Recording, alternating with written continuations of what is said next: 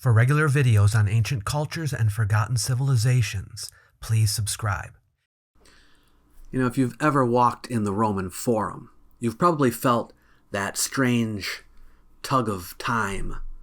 Just out of sight, you hear modern traffic, but there, you're walking on imperial marble, as so many ancient Romans did. And there are moments when you're no longer in the modern world. Have you ever wondered how far back this forum really goes?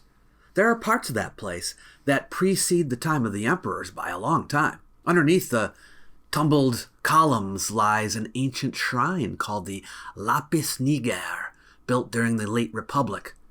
Peel the black pavement beneath it away, and you reach an altar from around 570 years before the Christian era, the time of the Roman kings. Not too far away, the broken walls of the Vulcanal shrine, maybe even earlier. The tough foundations of the Regia, traditional headquarters of Rome's kings, date to roughly the same archaic horizon. And archaeologists have traced beaten earth paving in the Comitium that could nudge the record back into the mid-7th century. Guides may tell you tales of 7 kings who ruled during those shadowy centuries, beginning with Romulus, son of Mars, and ending with Tarquin the Proud, whose fall supposedly birthed the Republic. But how much of the early history of Rome is factually correct? Did any of those kings actually exist? Or did the later Romans retcon them into history in order to fill the gaps? Well, right now we're going to make an effort to sift the myth from the masonry.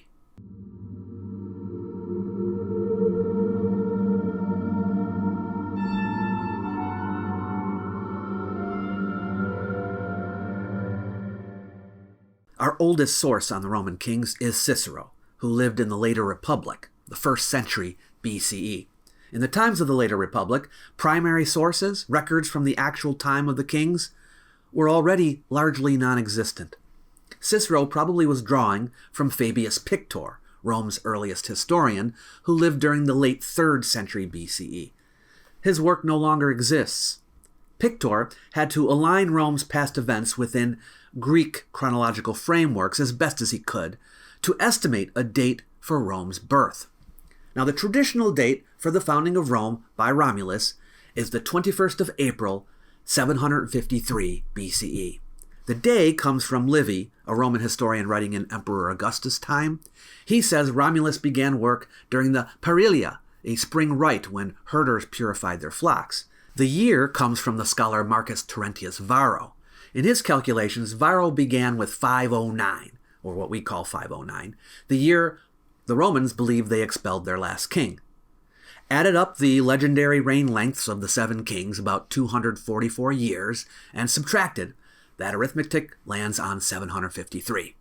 He placed the foundation in the 3rd year of the 6th Greek Olympiad, a point which matched neatly with genealogical calculations, especially counting backward through generations of Roman kings. Later writers helped to popularize Varro's date, but the important thing to note here is that Rome's birthday is an estimate by later Roman writers. Careful, but hardly eyewitness. At the site of the Roman Forum, pre-Roman Iron Age graves there vanish around 750. Almost overnight, a burial ground morphed into a meeting place. Communal hearths first, then pebble paving, then clay, signs of a space turning public. A century and a half later, Rome was tackling megaprojects, a stone-lined drainage canal we still call the Cloaca Maxima, and the colossal tough podium of the Temple of Jupiter Capitolinus. Both anchor firmly in the late 6th century, precisely the era tradition assigns to the last kings. A fragmentary curse cut in archaic Latin under black marble beside the curia mentions a rex and forbids disturbance of a sacred spot. Rex means king. Letter forms date it to the end of the 6th century, when kingship, or at least recent memory of kingship, was still alive. Here are the 7 legendary kings. Romulus. Archaeologists like Andrea Carandini have done excavations on the Palatine, the hill on which, according to legend, Romulus and his brother Remus founded the Roman city. Beneath the imperial palaces, they uncovered oval hut floors and hearth ash, dated by pottery and radiocarbon to the middle of the 8th century BCE, right on time. Carandini even traced a stone-packed trench he cheekily named Romulus's Wall. Some call it a fortification, others a humble retaining line, but its age seems to be right. From the early 7th century, they found stone-faced terraces supporting what may be a princely residence on the Palatine Hill. Numa Pompilius, he is celebrated as Rome's law-giving priest-king, who established the orders of the priesthood and founded the Temple of Janus.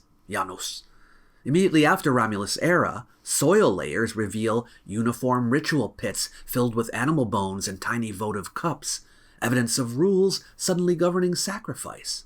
Were those rules Numa's handiwork? Or did later Romans imagine a pious monarch to explain the tidy debris? The ground stays silent on that point. Tullius Hostilius, as you can tell from his name, he was considered a great warrior who expanded Rome's territory, and Ancus Marcius also was known for his conquests, as well as for setting the legal precedents for war and diplomacy.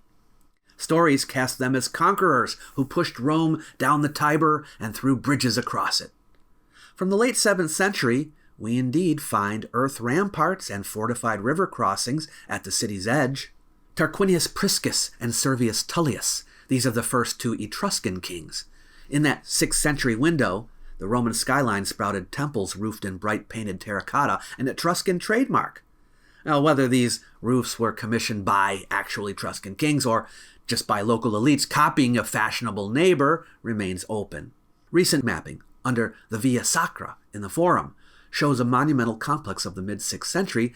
The Servian Wall itself illustrates the caution required. Literary tradition linked it to King Servius, but tough typology and cut mark analysis show the main circuit dates to the early 4th century, well into the Republic, though minor earthen ramparts may underlie it. Tarquinius Superbus, the last king, supposedly drained the valley with the Cloaca Maxima and laid the first giant podium of the Temple of Jupiter Capitolinus. Core drillings through the Capitoline podium confirm a massive, tough foundation begun in the 6th century, again in Tarquin territory, and so vast that Republican builders simply rebuilt atop it after each fire. Running under modern traffic is a tunnel once open air, a channel lined in tough blocks no later than the late 6th century. Its profile and volcanic stone match other regal period engineering. Engineering studies date both the Cloaca Maxima and the Temple of Jupiter to his reign. But early Republican repairs blur the boundary between royal project and post-royal renovation.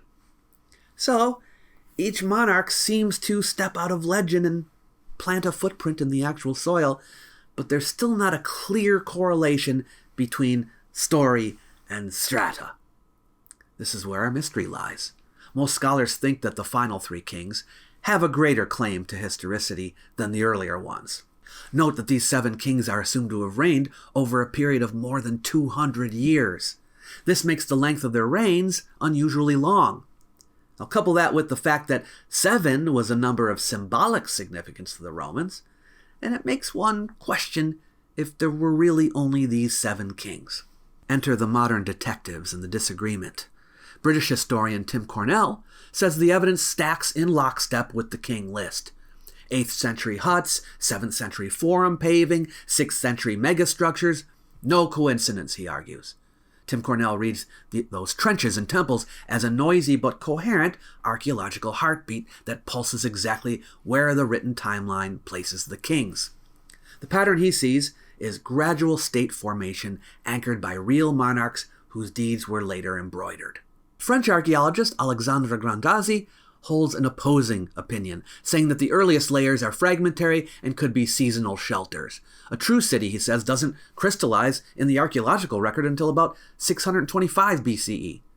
He points out that the evidence for the 8th century is scant, that Carandini's wall may be terracing for later houses, and that genuine urban complexity only solidified in the 7th century.